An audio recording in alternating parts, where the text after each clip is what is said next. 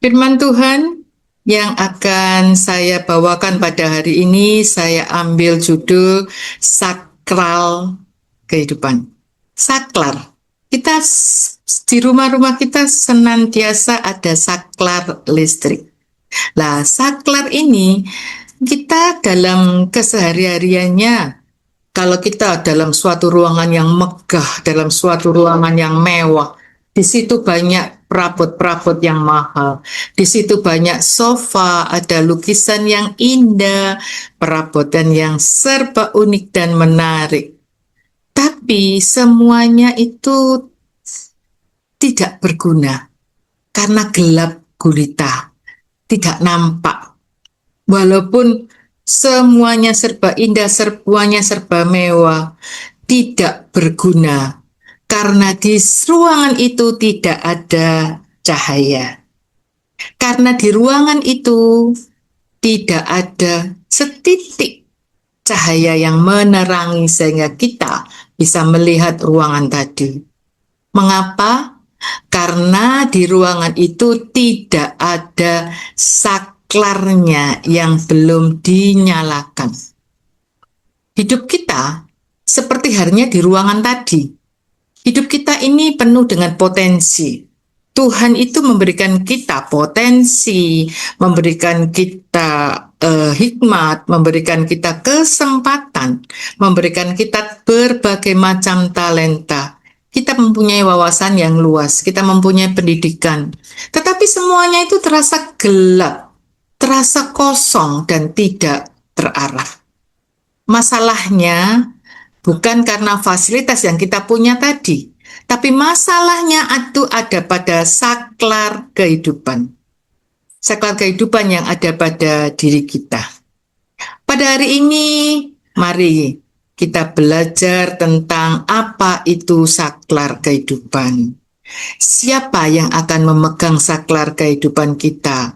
Bagaimana cara kita mengaktifkan dan bagaimana kita mengaplikasikan dalam kehidupan sehari-hari? Mari kita lihat yang selanjutnya. Saklar itu menentukan terang atau gelap kehidupan kita. Pada Yohanes 8 ayat 12 mengatakan, maka Yesus berkata pula kepada orang banyak, katanya, akulah terang dunia. Barang siapa mengikut aku, ia tidak akan berjalan dalam kegelapan, melainkan ia akan mempunyai terang hidup. Yesus adalah sumber terang. Tetapi pertanyaannya, apakah kita menyalakan saklar itu? Saklar itu bukan soal Tuhan itu hadir atau tidak. Tuhan itu kita tahu selalu ada dalam kehidupan kita. Tetapi apakah kita memberi Dia, apakah kita memberikan Yesus untuk menguasai hidup kita? Seperti listrik yang sudah tersedia di rumah kita. Tetapi kalau saklar itu tidak ditekan, maka ruangan itu akan menjadi gelap. Nah, banyak kita melihat dalam kehidupan sehari-hari. Banyak orang Kristen itu memiliki Alkitab lebih dari satu bahkan di rumah-rumahnya itu. Tetapi Alkitab itu tidak pernah dibaca, tidak pernah disentuh, sehingga terlihat lembaran-lembarannya masih halus, lembaran-lembarannya bersih. Kadang kita juga melihat bagaimana banyak orang datang ke gereja, tetapi tidak sungguh-sungguh dalam menyerahkan hidupnya. Menganggap ke gereja hanya suatu rutinitas saja. Simbol sebagai orang Kristen kalau harus pergi ke gereja. Dan juga pada saat-saat tertentu saja orang berdoa. Saat ada masalah saja. Nah, di beberapa contoh yang saya katakan tadi, itu sepertinya listrik tetapi tidak menyalakan saklar. Tidak menyalakan bagaimana sesungguhnya kita harus hidup. Bagaimana sesungguhnya kita harus menjalani hidup ini dengan benar. Pada pagi hari ini saya akan menguraikan 4 macam saklar. Saklar yang pertama adalah saklar iman, saklar yang kedua adalah saklar pikiran, saklar ketiga adalah saklar perkataan, dan saklar yang keempat adalah saklar ketaatan. 4 saklar ini jika kita lakukan dalam kehidupan kita sehari-hari, maka kita percaya bahwa kita menjalani hidup itu penuh dengan kita ucapan syukur. Kita tidak mengasihi diri sendiri dan kita tidak minder dengan siapapun. Mari saya uraikan satu persatu. Saklar yang pertama yaitu saklar iman. Saya ambil dari Ibrani 11 ayat 6. Tetapi tanpa iman tidak mungkin orang berkenan kepada Allah. Sebab barang siapa berpaling kepada Allah, ia harus percaya bahwa Allah itu ada dan bahwa Allah memberi upah kepada orang yang sungguh-sungguh mencari Dia. Kalimat inti di sini adalah iman. Tanpa iman tidak mungkin orang berkenan kepada Allah. Dari ayat tadi kita melihat bahwa iman adalah saklar yang akan menghubungkan kita dengan kuasa Allah. Banyak orang tahu bahwa Tuhan itu sanggup, tetapi tidak percaya Tuhan sanggup dalam hidupnya. Tahu tapi tidak percaya. Tahu, banyak orang tahu bahwa iman itu Tuhan itu sanggup melakukan semuanya. Tetapi kepercayaannya kadang-kadang tidak taat penuh kepada Tuhan. Masih mudah terombang-ambing oleh keadaan, terombang-ambing oleh permasalahan dunia. Dalam Alkitab pun kita mempunyai beberapa contoh. Yang pertama saya ambil dari contoh Alkitab yaitu Petrus. Petrus itu berjalan di atas air selama ia berfokus pada Tuhan Yesus. Matius 14 ayat 29 sampai 30 berkata demikian. Kata Yesus, "Datanglah."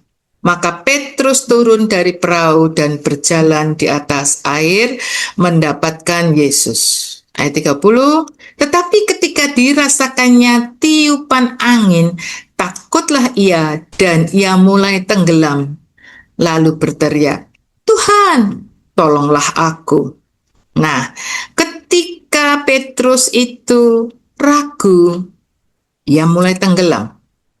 Masalahnya, ketika keraguan-keraguan itu ada, ketika permasalahan itu ada, kita melihat bahwa keraguan-keraguan itu, ketidakpercayaan itu datang. Saklar iman mulai goyah.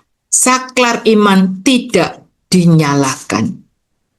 Kita melihat dalam kehidupan sehari-hari, saat ekonomi sulit, pilihannya ada bagi kita, menyalakan saklar atau tidak. Apakah kita panik ataukah kita percaya? Kalau kita panik, kita tidak nyalakan saklar. Tapi kalau kita percaya ekonomi sulit dapat kita lewati, ekonomi sulit dapat kita lampaui bersama dengan Tuhan, kita nyalakan saklar percaya kita.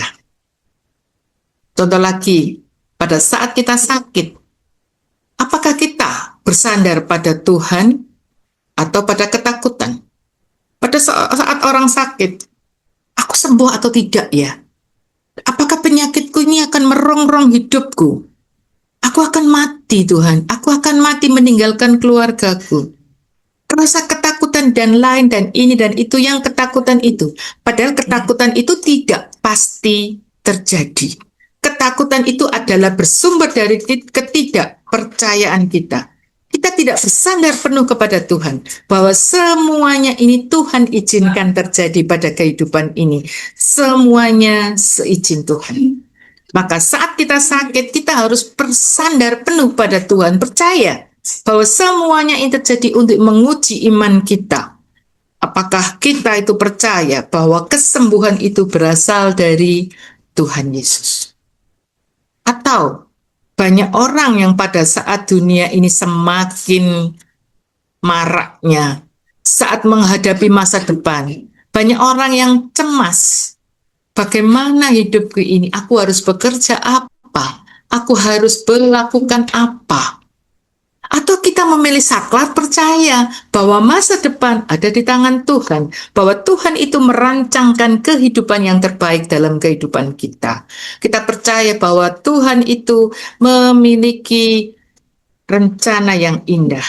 Tinggal kita sebagai anak-anaknya mempunyai saklar iman atau saklar percaya, atau kita merenungkan masa depan. Mungkin. No, kita tolak kata-kata itu. Iman itu bukan perasaan, tapi iman adalah keputusan menekan saklar. Saya percaya, walaupun situasi di depan kita tidak tahu apa masa depan kita. Jalani hidup itu dengan bersandar dan percaya penuh dengan saklar yang kita punya, yaitu saklar iman. Kemudian saklar yang kedua yaitu saklar pikiran. Saklar pikiran saya ambil dalam Roma 12 ayat 2, demikian bunyinya. Janganlah kamu menjadi serupa dengan dunia ini, tetapi berubahlah oleh pembaruan budimu, sehingga kamu dapat membedakan manakah kehendak Allah, apakah yang baik, yang berkenan kepada Allah, yang sempurna.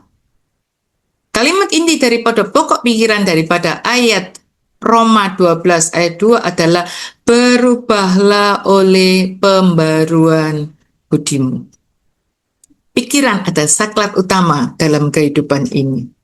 Juga terdapat dalam Amsal 23 ayat 7 berkata, sebab seperti orang yang membuat perhitungan dalam dirinya sendiri, demikianlah ia. Silakan makan dan minum, katanya kepadamu, tetapi ia tidak tulus hati terhadapmu. Ayat ini memperingatkan kita untuk tidak terkecoh oleh kemanisan yang palsu. Kita tidak terkecoh oleh keramahan yang palsu. Kepalsuan dari mulut-mulut manis yang dilemparkan, sepertinya itu manis, sepertinya itu akan mendatangkan kebaikan untuk kita. Kita menekan bahwa karakter sejati seorang itu ditentukan apa yang ada di pikirannya dan direncanakan dalam hatinya. Apa yang kita pikirkan menentukan arah hidup kita. Apa yang dipikirkan oleh seorang dalam hatinya itu mencerminkan identitas yang ada dan perilaku yang aslinya, terlepas daripada apa yang diucapkannya. Waspadalah terhadap kepura-puraan dan jangan mudah percaya pada orang yang tidak tulus hati. Bapak Ibu sekalian, pikiran-pikiran kita harus selalu positif terhadap semua orang. Kita selalu berpikiran, janganlah kita berpikiran negatif. Oh, saya mendapatkan cerita bahwa orang ini dulunya. Kita termakan oleh permasalahan itu. Kita teranggap oleh perkataan itu. Menyakitkan kan bagi orang yang terfitnah tadi, orang yang tidak pernah melakukan, tetapi karena kita tidak senangan seorang, maka orang itu difitnah demikian, orang itu diperkatakan, orang demikian di-judgment demikian. Maka pikiran-pikiran yang demikian membuat kita berpikiran negatif terhadap semua orang. Sebaiknya kita sebagai anak-anak Tuhan, kita itu senantiasa mempunyai pikiran positif terhadap semua orang. Kita perlakukan mereka dengan baik seperti kita memperlakukan diri kita sendiri. Kita menyayangi mereka semuanya dengan penuh kasih sayang, kasih agape, kasih yang tidak menuntut pembalasan, kasih yang tulus seperti kita mengasihi diri kita sendiri. Jika pikiran kita dipenuhi dengan ketakutan, maka pikiran kita akan menjadi takut, menghadapi semua takut, mau ke sini takut, mau melangkah takut, mau berbuat segala sesuatu, dipenuhi dengan ketakutan. Janganlah kita punya pikiran demikian. Juga kita jangan sepanjang hidup kita, janganlah kita selalu curiga. Kita melihat perbuatan orang, kita curiga. Kita melihat perbuatan orang, kita harus curiga. Sudah, biar aja. Mereka berbuat, kita serahkan mereka. Kita tidak bisa menekan atau menginginkan seorang itu berbuat seperti yang kita inginkan. Tapi serahkanlah, kalau kita lagi berhadapan dengan orang yang tidak sesuai dengan kita, hendaklah kita bantu dia dengan doa. Saat-saat kita berdoa, ingat kita berdoa tidak hanya mementingkan ku minta Tuhan. Tapi kita mendoakan orang lain, kita mendoakan orang kerabat kita mendoakan saudara keluarga kita mendoakan rekan-rekan kita semuanya.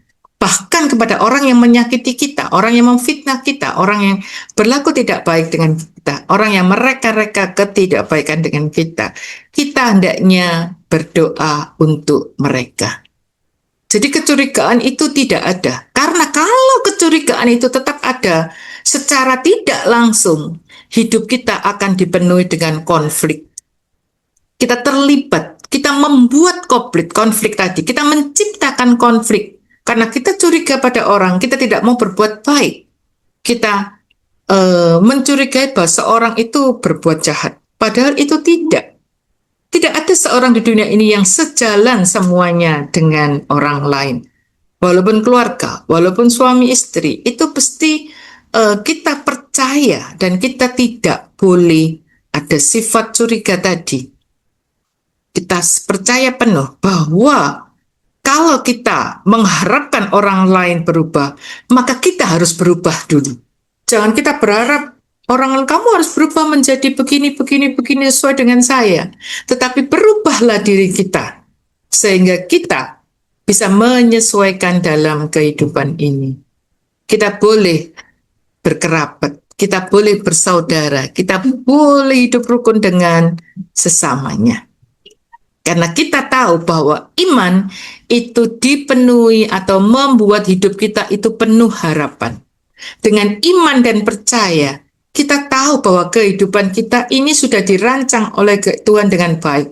Tinggal kita, pundak kita ini, Tuhan janganlah minta beban kita diringankan, permasalahan kita dihilangkan, permasalahan itu diringankan, tetapi mintalah kepada Tuhan pundak yang kuat, sehingga kita dalam menjalani kehidupan ini, kita bisa memikul. Kita bisa menjalani kehidupan itu dengan penuh ucapan syukur. Janganlah pernah kita berharap bahwa masalah ini belum selesai, kenapa datang lagi? Masalah ini belum selesai, datang lagi. Iya, sepanjang kita hidup permasalahan itu akan silih berganti datang. Tapi dengan iman dan percaya kita tahu bahwa segala permasalahan yang terjadi pada kehidupan kita adalah Tuhan lagi menguji iman kita. Kita dijadikan bejana yang murni untuk siap dibentuk, siap dipakai Tuhan. Menjadi kepanjangan tangannya, menjadi bejana yang mau dibentuk, dan menjadi alatnya. Sepertinya juga saya akan membuat sebuah ilustrasi. Saya mempunyai dua orang yang lagi menghadapi permasalahan. Yang satu orang berkata, waduh, ini akhir hidupku. Permasalahan ini akan menjadikan hidupku akan berakhir. Tetapi orang yang satu lagi berkata, wow, dengan masalah ini, Tuhan sedang membentuk aku. Tuhan sedang merendah aku menjadi alatnya yang dipakai untuk Tuhan untuk kepanjangan tangannya, memberitakan firman-Nya, memenangkan banyak jiwa. Kita melihat pada dua orang tadi, badainya itu sama. Badai permasalahan yang dihadapi itu sama. Tetapi yang membedakan adalah saklarnya dari kedua orang tadi itu berbeda. Saklar dari dua orang tadi, yang satu perkataannya itu mematikan, tidak menggunakan saklar kehidupan yang baik, dan satunya lagi menekan saklar. Maka kalau kita menghadapi permasalahan demikian, batasi konsumsi hal yang negatif. Batasi dengan melihat media-media, mendengarkan dan percaya daripada media-media sosial yang ada. Kita percaya pada gosip-gosip. Semakin digosok, semakin sip.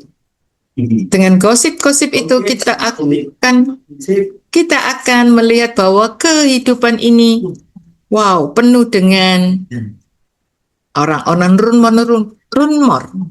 Kita janganlah mengisi pikiran kita dengan pikiran-pikiran negatif, tetapi isilah perkataan-perkataan dan pikiran kita dengan firman Tuhan yang telah kita pelajari, yang kita dengar. Ambil remanya. Latih diri kita untuk mengucapkan hal-hal yang positif sesuai firman Tuhan. Sesuai dengan firman Tuhan, kita akan menjalani hidup ini fine. Kita akan menjalani hidup ini dengan penuh sukacita. Melatih ucapan yang positif.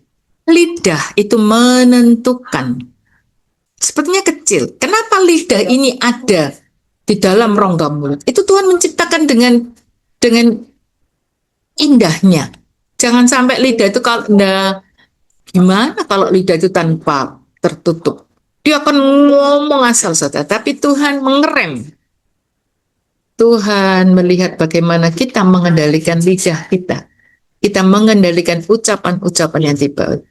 Secara kedagingan manusia kita itu terkadang marah. Sama dengan halnya, saya itu kalau di rumah, orang senantiasa bilang, sing Ambon itu sing lanang atau sing wedok. Pak RT-nya itu kalau marah itu, iya, terima kasih. Begitu, saya melihat HK itu kalau marah dengan orang itu lembut sekali. Sedangkan saya, mungkin karakter orang matematika dan karakter tempat pekerjaan saya yang mengharuskan biasa penuh dengan kedisiplinan. Jadi kalau ada orang naik motor di kampung, ada orang berlaku seenak mungkin, maka saya menegur langsung. Menegur. Hei, kamu jangan naik bang. Pokoknya saya langsung tegur dengan kerasnya. Sampai orang berkata, dulu pada saat satu periode yang lalu pada saat saya jadi RW, orang mengatakan RW ini lebih juat daripada RT-nya.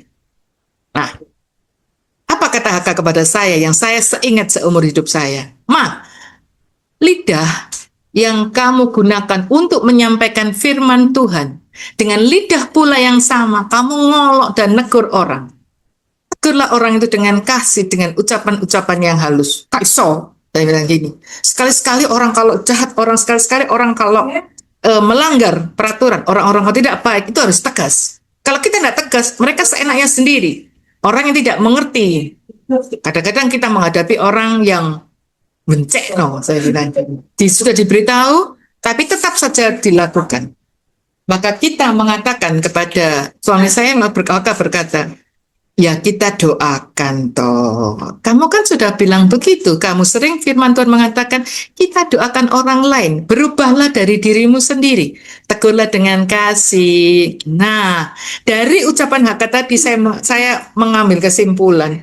Lidah kita itu dengan lidah yang sama kita menasehati orang lain. Dengan lidah yang sama pula kita itu memberikan teguran yang memenangkan banyak jiwa.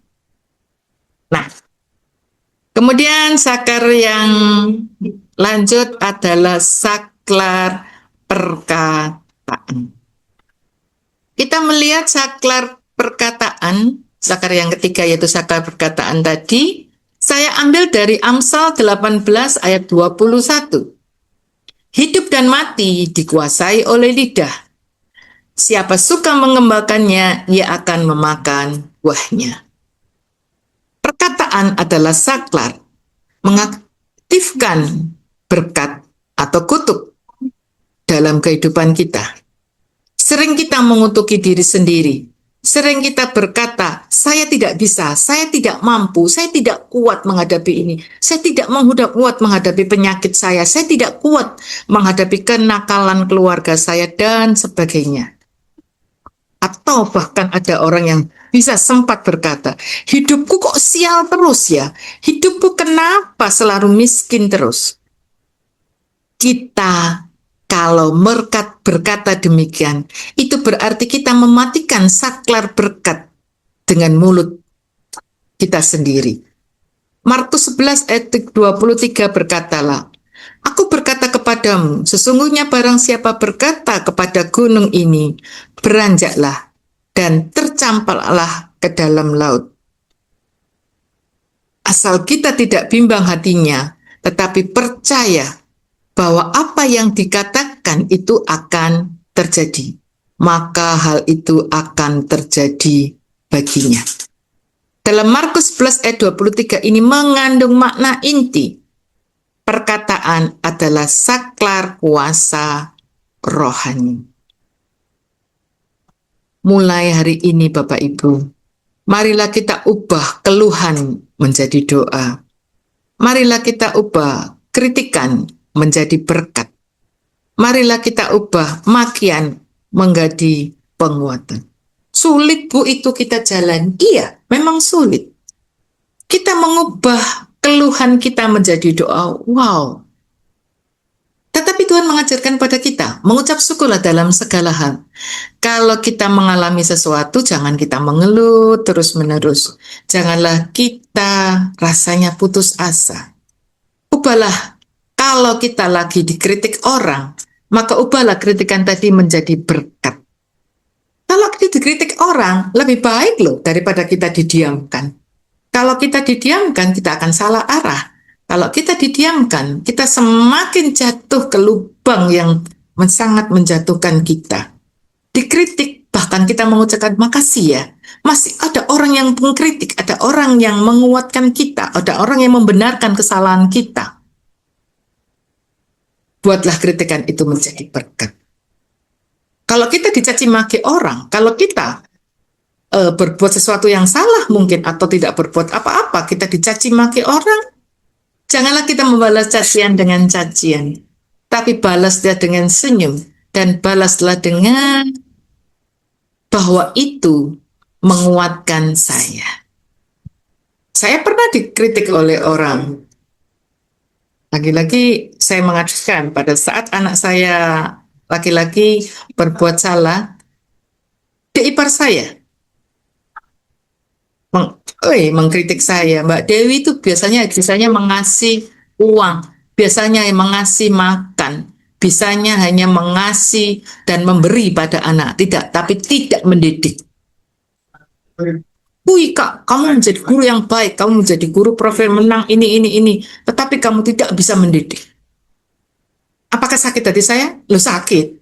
Saya ini terkenal di rumah yang paling jahat, yang paling dominan, marah dan didik anak-anak itu saya. Saya tidak mau. Ini harus begini, harus begini. Nah, tetapi kalau di caci makian, kembali HK masih ngomong, masih bersyukur kamu dikritik oleh saudaranya, saudara sendiri. Tapi kalau dikritik orang lain, dicaci orang lain, lebih sakit kamu. Kembali saya terdiam. Iya ya, ya wis. Kemudian saya bilang iya. Semakin saya dicaci, semakin hati saya kuat menghadapi. Saya tidak ada pembalasan, tidak ada apa, yang ada saya hanya senyum. Dan yang terakhir adalah saklar ketaatan. Saklar ketaatan saya ambil dari Ulangan 28 ayat 1 dan 2. Demikian bunyinya. Jika engkau baik-baik mendengarkan suara Tuhan Allahmu dan melakukan dengan setia segala perintahnya yang kusampaikan kepadamu pada hari ini, maka Tuhan Allahmu akan mengangkat engkau di atas segala bangsa di bumi. Segala berkat ini akan datang kepadamu dan menjadi bagianmu jika engkau mendengarkan suara Tuhan Allah. Kalimat inti daripada Ulangan 28 ayat 1 dan 2 ini adalah Tuhan menyediakan kuasa, berkat, dan pertolongan. Kita percaya senantiasa bahwa Tuhan itu menyediakan segala sesuatu yang kita perlukan. Pertolongannya tepat waktu, dan berkatnya itu tidak pernah datang terlambat, tetapi datang tepat pada waktunya. Dan saklarnya adalah saat ketaatan kita kepada Tuhan. Bagaimana kita itu mentaati segala apa yang diajarkan Tuhan. Terkadang manusia juga gak masuk akal ya. Saya kalau mengerjakan ini, mustahil itu terjadi. Ketidakpercayaan itu senantiasa dirongrongkan iblis kepada kita. Membuat kita itu Iya, iya, ya, ragu-ragu, keraguan-raguan itu datang, ketidakpercayaan itu datang. Ketaatan yang tidak masuk akal itu, Bapak itu harus percaya bahwa ketaatan itu menghasilkan terang. Ketaatan itu menghasilkan sesuatu yang indah dalam kehidupan kita. Tanyakan pada hidup kita, apakah kita ini tunduk pada perintah Tuhan atau kita abaikan ajaran-ajaran Tuhan yang diajarkan kepada kita? Apakah masih ada dosa yang belum bisa kita tinggalkan? Kita melihat masa lalu kita yang gelap, kita melihat masa lalu yang kita gagal, kita melihat masa lalu masih terngiang-ngiang. Janganlah kita membawa itu semua, tanggalkan semua dosa. Hiduplah berubah. Jangan hidup selalu dalam kebiasaan-kebiasaan yang lama, tetapi hiduplah dalam sesuatu yang seturut firman Tuhan. Dengan bertambahnya usia kita, dengan bertambahnya umur kita, tubuh kita semakin rentah, boleh. Tetapi iman kita harus semakin kuat. Iman kita harus senantiasa diperbarui. Kalau mungkin dulu datang ke gereja terlambat, mau datang ke gereja, kita memuji, memuliakan, menyembah Tuhan terlebih dahulu. Baru kita mendengarkan perintah Tuhan, ajaran Tuhan, firman Tuhan. Kalau kita datang terlambat, sebenarnya yang rugi adalah diri kita sendiri. Kita datang kepada kekasih kita datang kepada Bapa kita harus memuji, memuliakan namanya. Kan kalau belum ibadah dimulai, hendaknya kita datang, duduk di kursi, kemudian kita berdoa dulu, minta Tuhan hadir dalam hidup kita. Pada saat kita datang ke gereja, kita taat dengan apa yang diajarkan. Kita tidak harus berkata demikian. Orang kalau bersalah senantiasa Allah telat, bukan aku sendiri. Masih banyak orang yang terlambat. Ngapain aku harus? Paling terlambat hanya 1 lagu, 2 lagu. Kita datang dengan tergesa-gesa. Kita datang dengan ngos-ngosan. Kita datang dengan hati yang wow.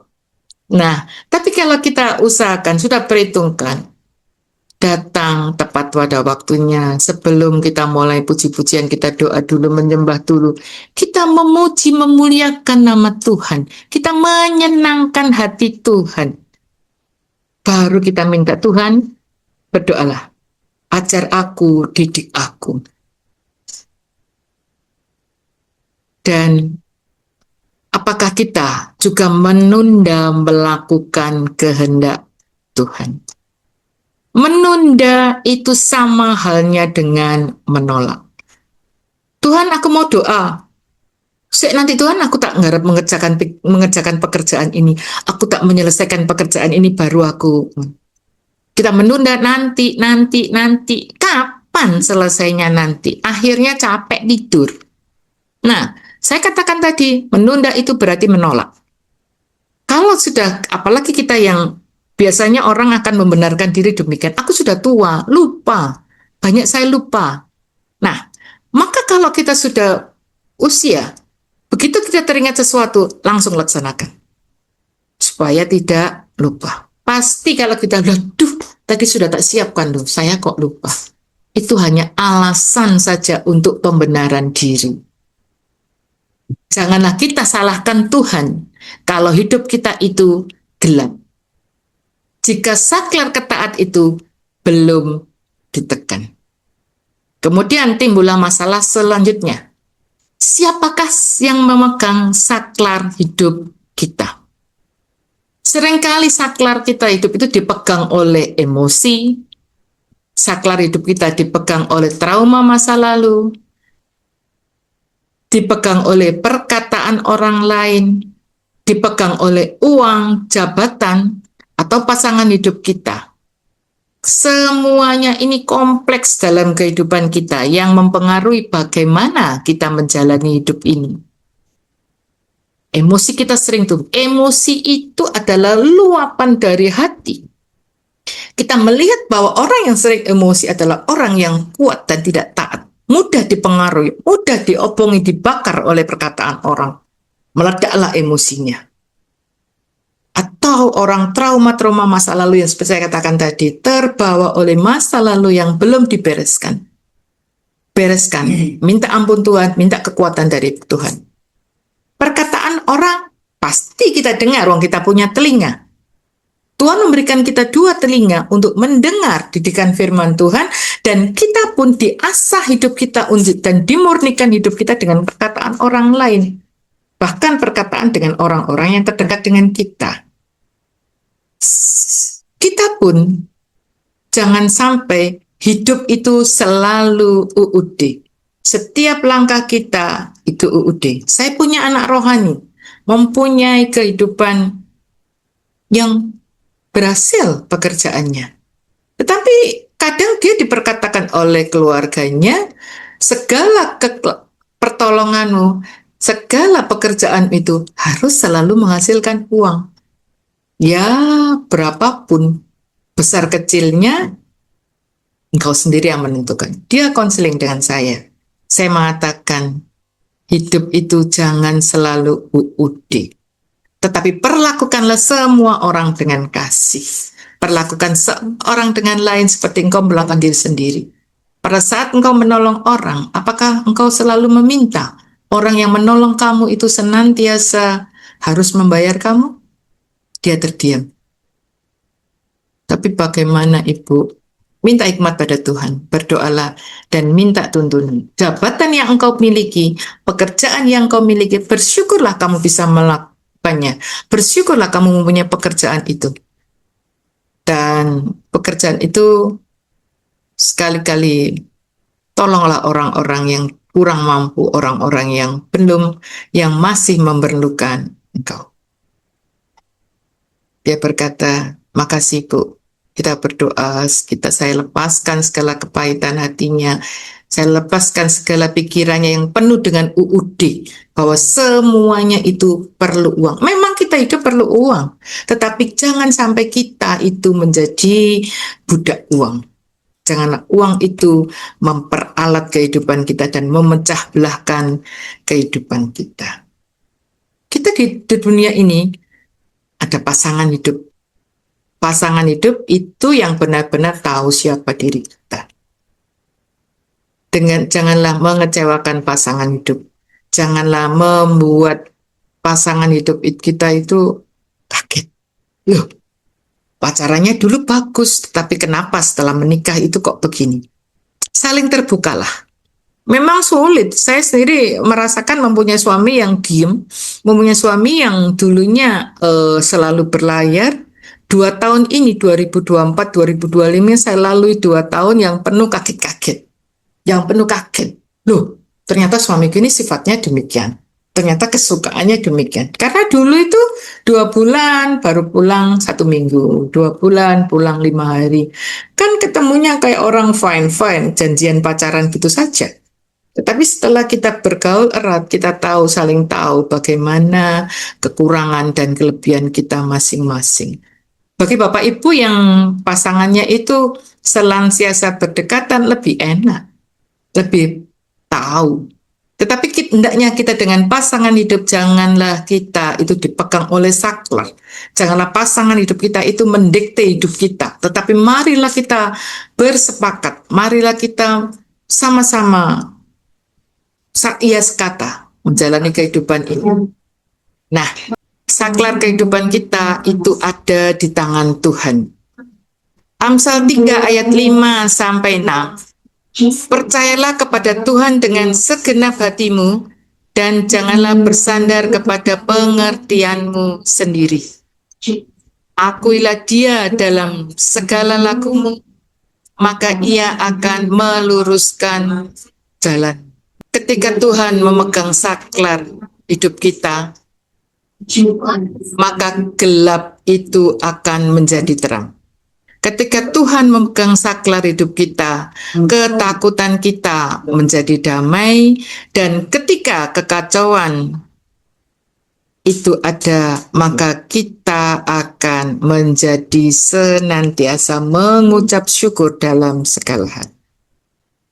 Bapak Ibu sekalian, sebagai penutup, saya himbau pada hari ini yang hidup kita masih terasa gelap, yang doa kita belum terjawab, yang masalah kita berasa berat dan belum menemui jalan penyelesaian, tetapi mungkin masalahnya bukan pada Tuhan, tetapi saklar dalam kehidupan kita belum kita nyakang.